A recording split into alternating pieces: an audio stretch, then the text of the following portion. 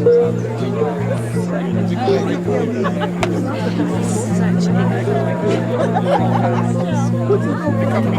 to either move that way or this way, they're going to kind of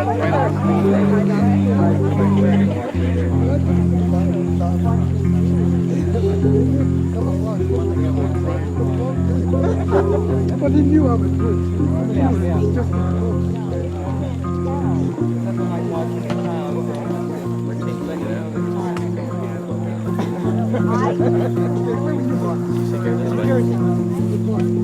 Right outside. No, you're wrong.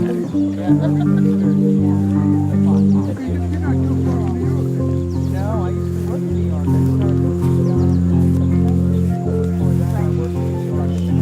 I feel like I got a handy cam here. Huh? I feel like I've got a handy cam. Yeah, you do.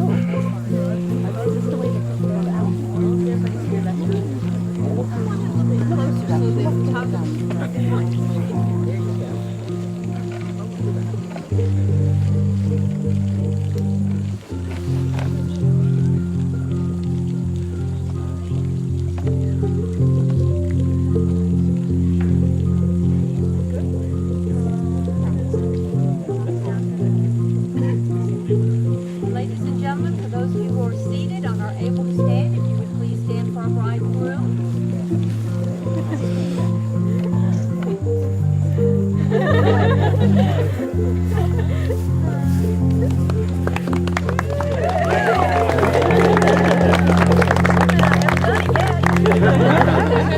We're married already? No, get a little closer to each other here. There you are.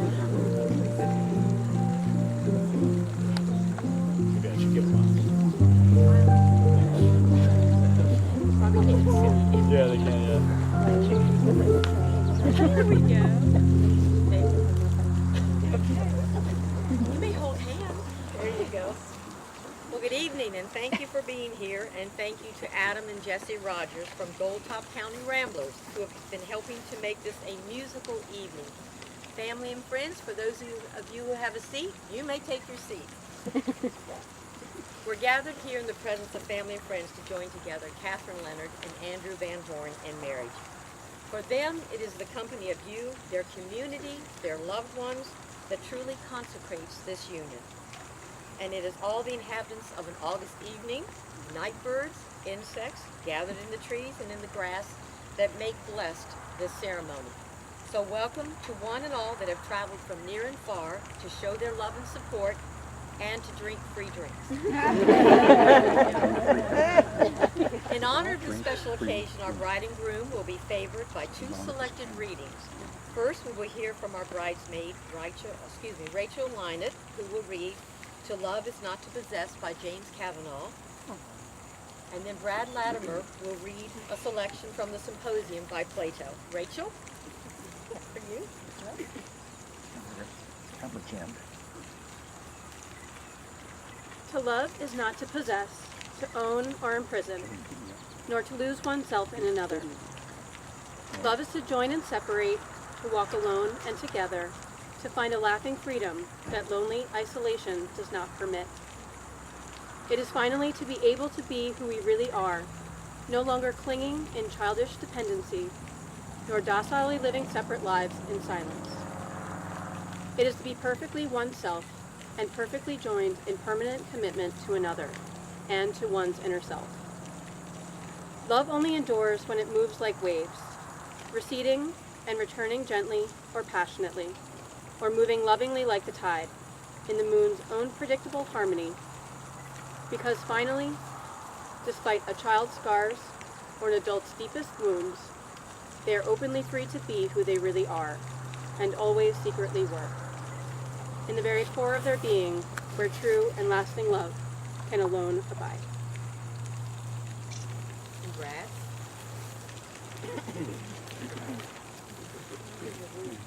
An excerpt from Socrates' speech in Plato's Symposium.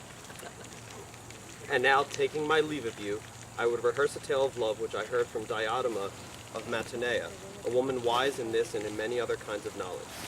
On the birthday of Aphrodite there was a feast of the gods, at which the god Porus or Plenty, who is the son of Metras or Discretion, was one of the guests. When the feast was over, Panea, or poverty, as the manner is on such occasions, came about the doors to beg. Now Plenty, who was the worse for nectar, there was no wine in those days, went into the garden of Zeus and fell into a heavy sleep. And Poverty, considering her own strained circumstances, plotted to have a child by him, and accordingly she lay down at his side and conceived love, partly because he is naturally a lover of the beautiful, and because Aphrodite is herself beautiful, and also because he was born on her birthday, is her follower and attendant. And of his parentage is, so also are his fortunes. In the first place, he is always poor, and anything but tender and fair, as the many imagine him, and he is rough and squalid. He has no shoes nor house to dwell in. On the bare earth exposed, he lies under the open heaven, in the streets, or at the doors of houses, taking his rest. And like his mother, he is always in distress. Like his father, too, whom he is also partly resembles, he is always plotting against the fair and good. He is bold, enterprising, strong, a mighty hunter, always weaving some intrigue or other, keen in the pursuit of wisdom, fertile in resources, a philosopher at all times, terrible as an enchanter, sorcerer, sophist. He is by nature neither mortal nor immortal, but alive and flourishing at one moment when he is in plenty, and dead at another moment, and again alive by reason of his father's nature. But that which is always flowing in is always flowing out, and so he is never in want and never in wealth. And further, he is in a mean between ignorance and knowledge. Thank you, Rachel and Brad. Catherine and Andrew, I require and charge you both here in the presence of these witnesses that if either of you know any reason why you may not be lawfully united in marriage, you do now confess it. I think we'll continue. Catherine, will you have this man to be your husband, to live together in the covenant of marriage? Will you love him, comfort him, honor him, and keep him in sickness and in health, and forsaking all others, be faithful to him as long as you both shall live? Andrew, will you have this woman to be your wife, to live together in the covenant of marriage? Will you love her, comfort her, honor and keep her in sickness and in health, and forsaking all others, be faithful to her as long as you shall live? Thank you. I will. It's still legal. Marriage is an honorable estate and creates a unique civil status of two people united under our laws. I now ask you to face each other and share your marriage vows. Katie, we will start with you.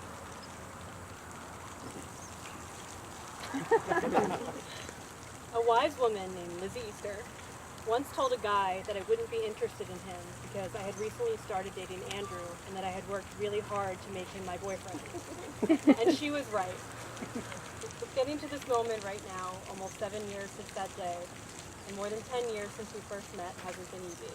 It's been hard work, but not because there was ever any doubt that I wanted to spend the rest of my life with you, because there wasn't.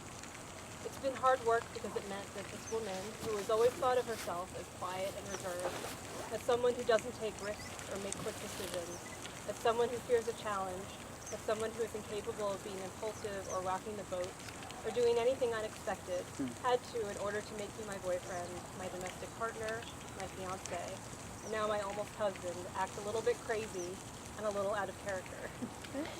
But the truth is that it was those out-of-character moments where I surprised everyone, including myself, where I most admired myself. And the truth is that it was those out-of-character, impulsive, and crazy decisions that were actually the easiest to make, because I knew more than at any other times in my life that they were right. I know today that each and every step that's gotten us to where we are today was the right one. Marrying you today is the most natural, right thing in the world. So thank you for making me constantly surprise myself. Thank you for making me proud of the person I've become. And thank you for making me act a little crazy and a little out of character. I can't wait for more surprises and more adventures to come. I love you.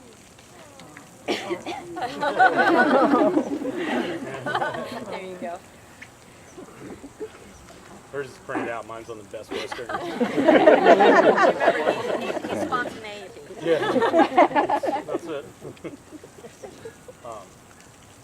I don't believe in soulmates. Not merely because I don't believe in souls, but because of the tacit assumption that you are who you are, that your soul is static.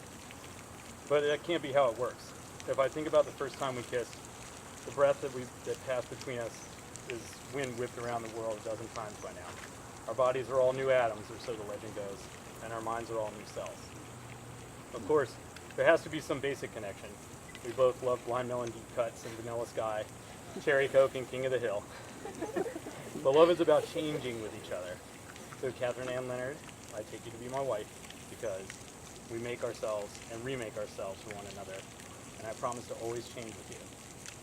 Two things you know about me are that I'm prone to being nostalgic and I loathe cliche. But I'd never wish I could go back to the days of our radio show with you and your blue Pumas and your messenger bag. Because as cliche as it sounds, every day that I get to be with you is better than the last. And I promise to try to make each day better for you too. That'll bring a tear to your eye.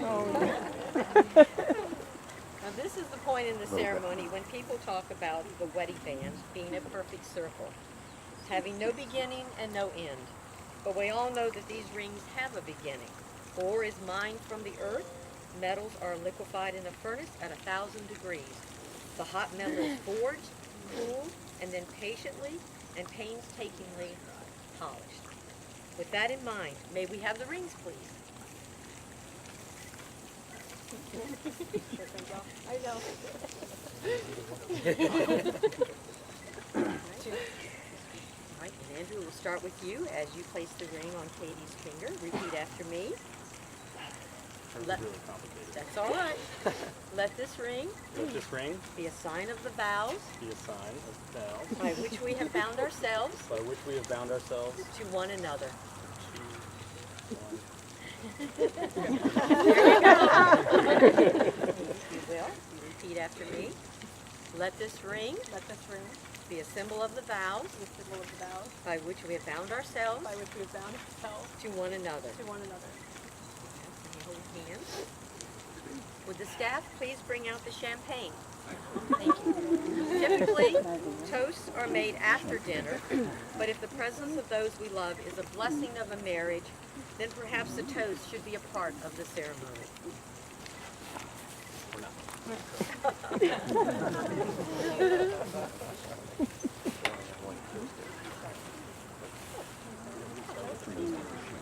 We'll just have to pour fast.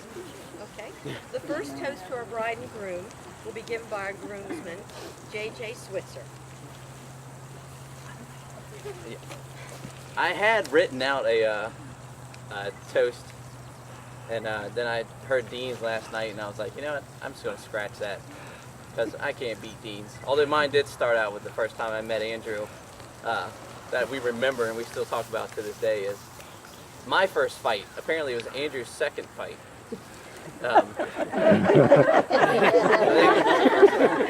First one was with Dean. Yeah, I threw a basketball. We were playing basketball. I threw it at his face or something, and he turned around and got in his karate pose, and I just came flailing. Thank you. You just messed me up. I forgot what it was. Karate pose. Yeah, karate pose. Yeah, so I came flailing. So, and then, anyways, I don't know what happened. We got sat on the curb or something, and we couldn't play recess anymore. And then, I don't know, 8, 9 years later, we are in the gymnasium in Rappahannock here, and we're 3 guitarists in the band. And the newspaper lady comes in and says, "What's the name of the band?" And somebody says, "Mulch." We looked at the lady and said, "Mulch." So that's where me and Andrew's band day started. And 11 years later after that, we finally finished as Spent Potential. But I remember also about 10 years ago, Katie said it was about 10 years ago you guys met. I remember us sitting around talking about how we'd never get married, how we'd be famous by now, out touring, out drinking, out partying, rocking all night long. Well, we're not famous. Yeah, infamous maybe. We rocking all night long now means I was restless last night and I didn't get any sleep. And I'm married, you're almost married. And it's funny how things change, and it changes for the better. I'm married to my wonderful wife, and I thank every day because of it. And I remember when Andrew met Katie, and the good things he had to say about her. And I was like, you know, I didn't believe him. And then I met Dan. I was like, damn, she's hot. I was like, and she is smart. I was like, all right. I was like, okay. Good luck, man. Here we are today. I love you guys so much. Like I said, I wrote something out, and it was just, I was like, you know, screw this, man. That's not me. I love you guys. I just thought I'd say what came to my heart. You guys. Oh, that is great. And I'm gonna turn it over to Lizzie, but cheers. Cheers. No pressure, Lizzie, but that's a tough act to follow. It's a good thing I wrote it out. Well, it's a real honor to be here at your wedding, kicking off the celebration after this beautiful ceremony in this beautiful space. And just a side note, that guy got married last year about 10 minutes from here. So he's all right. He's all right, but I thought that was pretty funny. So I've had the pleasure of knowing Katie and Andrew since the beginning of their relationship. And I've also had the pleasure of witnessing their growth, both as individuals and as a couple. And the beauty of Katie and Andrew is that they are the quintessential odd couple. He has this rock star poet personality, and Katie has perfect balance to Katie's quiet countenance. But at the heart of their relationship is a shared sensibility, their irreverent sense of humor, their dedication to their friends and family, their love of their firstborn, Lazor. And these commonalities are just represented in entirely different packages, but it's what we love about them. So I'm so happy for you. I'm so excited to be here in this beautiful space that I know means so much to you and to many people here. To life, love, happiness, to Katie and Andrew. L'chaim. Hi.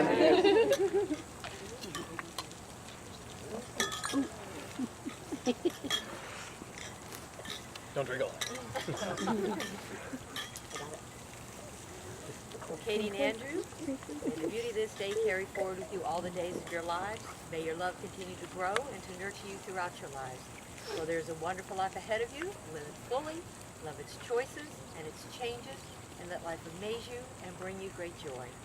And now, inasmuch as you've consented together in marriage in the presence of your company, your family, and your friends, by virtue of the authority vested in me by the Commonwealth of Virginia, I now pronounce you to be husband and wife. And Andrew, you may kiss your bride, but hold it, there's a lot of cameras out there.